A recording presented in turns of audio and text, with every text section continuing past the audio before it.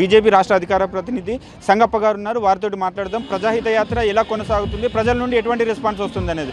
Sir నమస్తే sir, చెప్పండి sir. ప్రజాహిత యాత్ర మొత్తానికి స్టార్ట్ చేశారు, ప్రజల నుండి ఎటువంటి రెస్పాన్స్ వస్తుంది, దీని ఉద్దేశం ఏంటి? మీరు చూస్తున్నారు, బండి సంజయ్ గారు ఎక్కడ కాలు పెడితే అక్కడ ఒక ప్రభంజనం ఉంటుంది, ఒక జన ప్రభంజనం ఉంటుంది.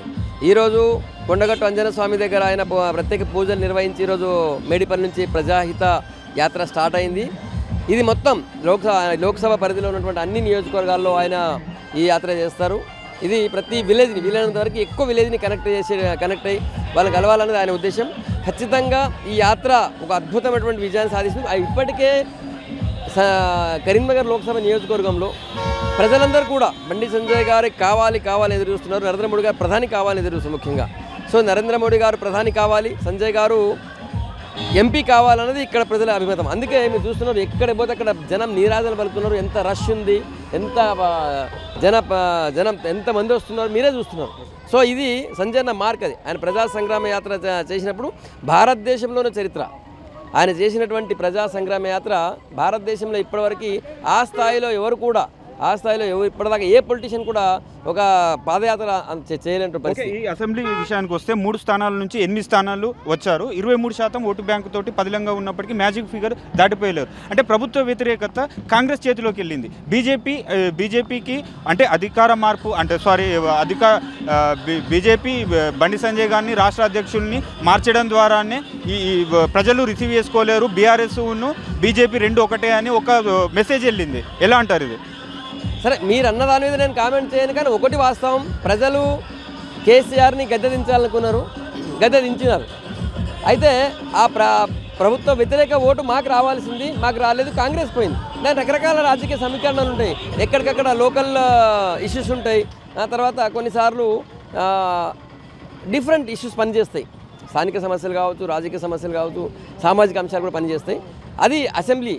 కానీ ఈరోజు రాష్ట్ర ప్రజలందరూ, భారతదేశ ప్రజలందరూ కూడా గల్లీలో ఎవరున్నా ఢిల్లీలో మోడీ ఉండాలన్నట్టు ఒక నిర్ణయానికి వచ్చారు. ముఖ్యంగా కరీంనగర్ నియోజకవర్గం కోసం బండి సంజయ్ గారు మా పార్లమెంట్లో మాట్లాడి కేంద్ర ప్రభుత్వం నుంచి విపరీతమైన నిధులు తెచ్చారు. సో ఈరోజు కరీంనగర్ ఒక స్మార్ట్ సిటీగా ఉందంటే, లేకపోతే కరీంనగర్లో ఓవర్ బ్రిడ్జ్ వచ్చిందంటే, లేకపోతే ప్రతి పల్లెకి ఈ స్థాయిలో నిధులు వచ్చినాయి, కేంద్ర ప్రభుత్వ నిధులు అంటే మా బండి సంజయ్ గారు కృషి. కాబట్టి కరీంనగర్లో బీజేపీ జెండా ఎగరబోతుంది. దీంతో నరేంద్ర మోడీ గారు ఖచ్చితంగా 3వ ప్రధాని అవుతారు. భారతదేశంలో 400 మ్యాజిక్ మార్క్ దాటబోతుంది, నాట్ మ్యాజిక్ ఫిగర్, 400 మార్క్ దాటబోతుంది. ఓకే, అంటే మొత్తానికి ఇప్పుడు ఈ భారత్ వికసిత్ యాత్ర అంటే కేంద్ర ప్రభుత్వ పథకాలను ప్రజల్లోకి తీసుకుపోయే విధానంగా భారత్ వికసిత్ యాత్ర ప్రారంభం చేశారు. ఇది కాస్త ముందు ఒకవేళ ప్రజల్లోకి తీసుకెళ్తే ఇంకా పథకాలు అనేది ప్రజల్లోకి ఎక్కువ ఉండే, అంటే లేట్గా స్టార్ట్ చేశారనే ఒక విమర్శ కూడా వస్తుంది. కొంతమందికి ఆ అభిప్రాయం ఉండొచ్చు, నేను కాదనను. కానీ మా సెంట్రల్ పార్టీ డిజైన్ చేసింది, వాళ్ళు అన్నీ ఆలోచించే చేస్తారు. మాది 2 లోక్సభ సీట్లు ఉన్నప్పుడు 2 ఎంపీ సీట్ల నుంచి ఈరోజు 303కు పోయింది. ఈ ఎన్నికల్లో 400కు పోతున్నాం. కాబట్టి వాళ్ళ దగ్గర పైనుంచి వాళ్ళ రాజకీయ చతురులు, రాజకీయ చాణక్యులు ఇక్కడ వాళ్ళు ఆలోచించేసారు. మీరు అన్నట్టు కరెక్టే, కానీ ప్రజలందరికీ కేంద్ర ప్రభుత్వ పథకాలు తెలియాల్సిన అవసరం ఉంది. ఇప్పటికీ దాదాపు అన్ని గ్రామాలు కూడా తెలిసిపోయింది. ఈ ఊర్లో సీసీ రోడ్ ఎవరు వేసారని చెప్పి ఈ చిన్న పిల్లల్ని అడిగినా కూడా వాళ్ళు అది మోడీ గారు వేసారంటారు. ఈ లైట్ ఎవరు పెట్టారు, ఎల్ఈడి లైట్ అంటే మోడీ గారి పేరు చెప్తారు.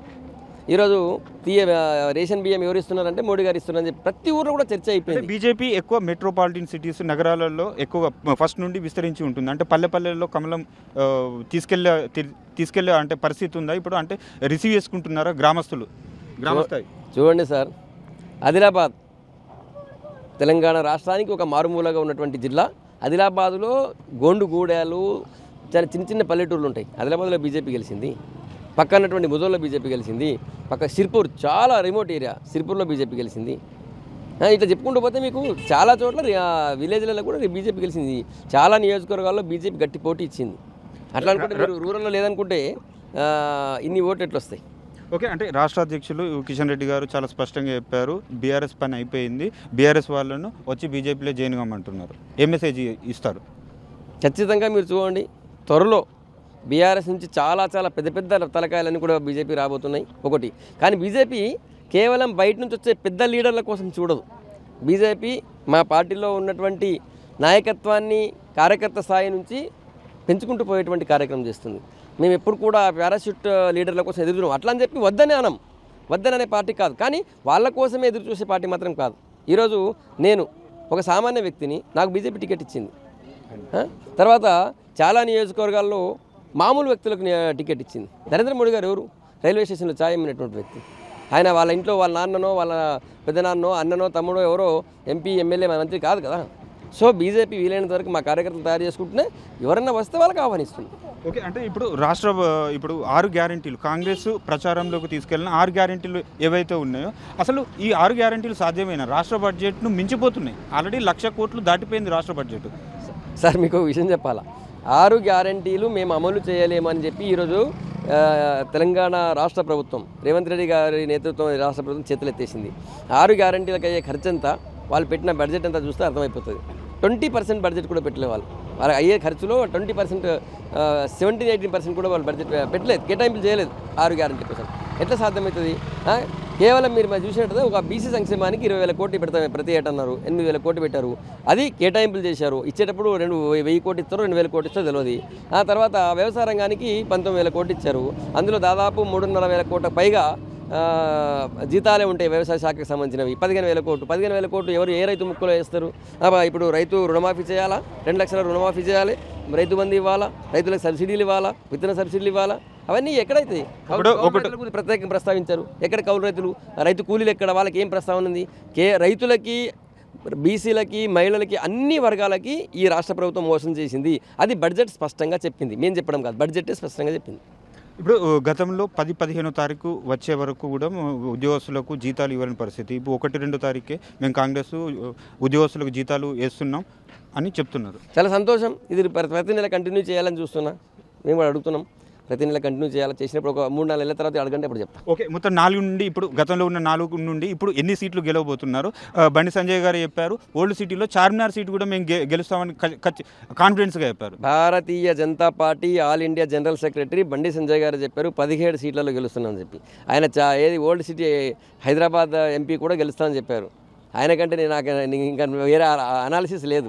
బండి సంజయ్ గారే నా గురువు. నాకు రాజకీయాలు నాకేం తెలియదు. నేను ఒక పొలిటికల్ రిపోర్టర్ కావచ్చు కానీ పొలిటికల్ లీడర్ కాదు. నేను సంజయ్ అన్న చూసి వచ్చిన కాబట్టి సంజయ్ అన్న చెప్పిందే కరెక్ట్. ఆయన చెప్పినట్టు తెలంగాణలో 17 ఎంపీ సీట్లు గెలుస్తున్నాం. Thank you.